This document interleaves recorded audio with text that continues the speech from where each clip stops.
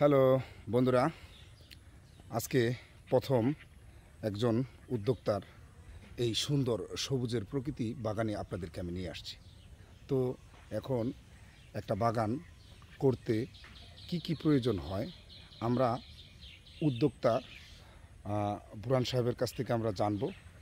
তার আগে আপনাদেরকে এই বাগানের যে মনোরম দৃশ্যটা একটু হালকা দেখিয়ে নিলাম, তার সাথে কথা বলার পর বিস্তারিত আমরা জানতে পারবো। হ্যালো বুরহান সাহেব, আপনার সাথে একটু কথা বলবো এই আপনার বাগান সম্বন্ধে, যে এই বাগানটা আপনি কতটুকু জমিতে কিনছেন, কিভাবে এই উৎসাহটা পেলেন, আর কেমন এটাতে আপনার আপেল কুল কেমন হয় সেই বিষয়ে একটু কথা বলবেন। একটু কাইন্ডলি যদি বলতেন এখানে কতটুকু জমি আছে। ওয়ালাইকুম আসসালাম। আসলে এই জায়গা আমাদের কিনা সম্পত্তি নয়, এগুলো আমাদের পিতৃ সম্পত্তি, আমার বাবার রেখে যাওয়া সম্পত্তি। আচ্ছা, এখানে প্রায় 2 একর জায়গার মতো আছে। তো সব জায়গার ভিতরে তার বড়ই বাগান করা হয়নি। বড়ই মানে এটা আপেল কুল, তাই তো? জি, আপেল কুলটা মূলত করা হয়েছে প্রায় 1 একরের মধ্যে। আচ্ছা, 1 একরের মধ্যে। আচ্ছা, খণ্ড খণ্ড যদি আপনাকে দেখানো হয়, এখানে প্রায় 50% জায়গার ভিতরে করা, আর ওই পাশে আবার বাকিটুক করা। আচ্ছা, আপনাকে যদি আপনার পিছনের দিকে তাকান, সেই পিছনেও এটা কিন্তু লম্বা, সেখানে কিন্তু হ্যাঁ অনেক দূর এলাকাটা গিয়েছে, দেখাতে পারেন। আচ্ছা, আর দ্বিতীয় কথা হচ্ছে যে এই আপেল কুল বাগান প্রায় আমি একটু আপনার সাথেই করতেছি, আপনার সাথে আমি একমত।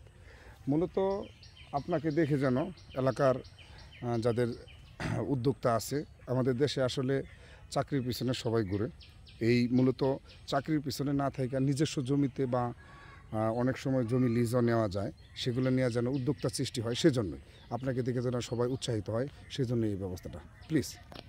আসলে বাংলাদেশ একটা উন্নয়নশীল দেশ, বাংলাদেশের জনসংখ্যা ব্যাপক। হ্যাঁ হ্যাঁ, সঠিক। সেই তুলনায় কিন্তু আমরা সব কিছুই মানে প্রচুর পরিমাণ পাই না। আপনি বাংলাদেশে যে জিনিসটাই জিনিস উৎপাদন করেন না কেন, সেটা এখানে খাওয়ার মতো পরিবেশ এখানে আছে। আমাদের যে জনসাধারণ আছে প্রচুর পরিমাণ, প্রায় 20 কোটির মতো মানুষ আছে। এই 20 কোটি মানুষের চাহিদা পূরণ করতে গেলে আপনার সবাইকে মাঠ পর্যায়ে কাজ করতে হবে। মাঠ পর্যায়ে যদি আপনি কাজ না করেন, সেক্ষেত্রে আপনার দেখা যাচ্ছে যে প্রত্যেকটা পণ্যের দাম ব্যাপক আকার ধারণ করবে, মানুষের ক্রয় সীমার বাইরে চলে যাবে।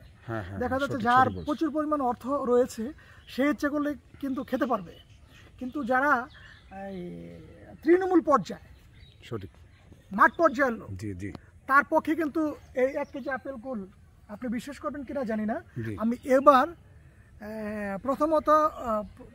প্রথম যখন আমি বিক্রি করি প্রায় 120 টাকা পার কেজি বিক্রি করেছি। পার কেজি 120 টাকা? 120 টাকা পার কেজি, এই গ্রামের লোকাল জায়গায়। তাহলে তো শহরে এটার দাম আরো বেশি।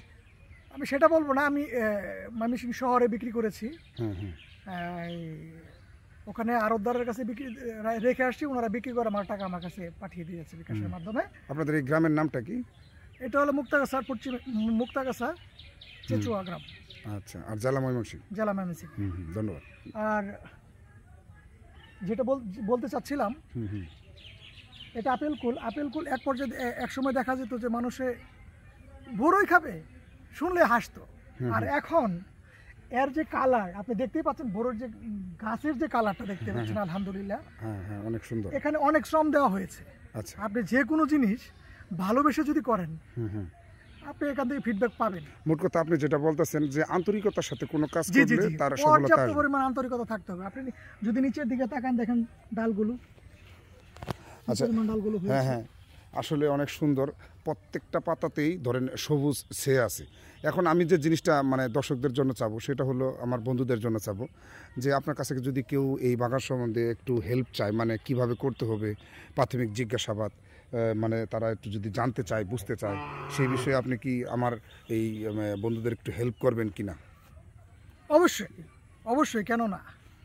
কারণ আমি চাই যে কোনো মায়ের সন্তান যেন বাড়িতে এই টং দোকানে বসে সময় পান না করে, সঠিক, ও যাতে পার মিনিট হিসাব করে যেন পরিশ্রম করে। এই পার মিনিট সময় ওর কাজ হচ্ছে, পার মিনিট সময় খালি সময় বের করা, খালি পরিশ্রম দেওয়া। কি আসবে না আসবে সেটা তার দেখার বিষয় না, পরিশ্রমে তাকে সুফল এনে দিবে, সফলতা এনে দিবে। আলহামদুলিল্লাহ, আপনার কথা শুনে ভালো লাগলো। বন্ধুরা, আপনাদেরকেও আমার পক্ষ থেকে এতক্ষণ ধরে ভিডিওটা দেখার জন্য ধন্যবাদ। এবং বুরহান সাহেবের যে বক্তব্য শুনলাম, উনি চাকরির পিছনে না ছুটে এখন বর্তমানে এই বাগানটার দিকে আছে। আমরা আপনাদেরকে সংক্ষিপ্ত আকারে বাগানটা একটু দেখিয়ে নিচ্ছি, যাতে আপনারা এটা বুঝতে পারেন। একটা জিনিস একটু খেয়াল করে দেখেন, এখানে যে জিনিসটার মধ্যে প্রত্যেকটা আপেল কুল গাছ একই ধরনের। 2 নম্বর হলো আপনাদের মানুষের জন্য চোখের যেটা সবসময় জরুরি, চোখের পাওয়ার। আর এই সবুজের দিকে তাকালেই অটোমেটিকলি আপনি চক্ষু বিশেষজ্ঞ বা ফিজিশিয়ানের কাছে যান, তারা বলবে যে হ্যাঁ, সবুজের দিকে তাকালে চোখের দৃষ্টিশক্তি বৃদ্ধি পায়।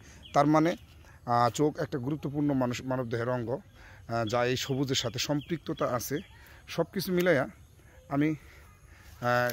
মিলাইয়া আমি যে বিষয়টা আপনাদেরকে অনুধাবন করতে চাচ্ছি, সেটা আমি আপনাদেরকে বোঝাতে পারছি কিনা জানি না। তবে আমার এই ভিডিও দেখে আপনারা যদি কোনো উদ্যোক্তা সৃষ্টি হন, তাহলে আমার এই ভিডিও কষ্ট করাটা সার্থক হবে। বন্ধুরা, আমরা সবাই উদ্যোক্তা হই। খেয়াল করে দেখেন চীন দেশের কী অবস্থা। শুধুমাত্র প্রত্যেকটা ঘরে উদ্যোক্তা সৃষ্টি হওয়ার কারণে তাদের ওখানে প্রত্যেকটা বাড়ি কি এখন শিল্প কারখানা। ধন্যবাদ।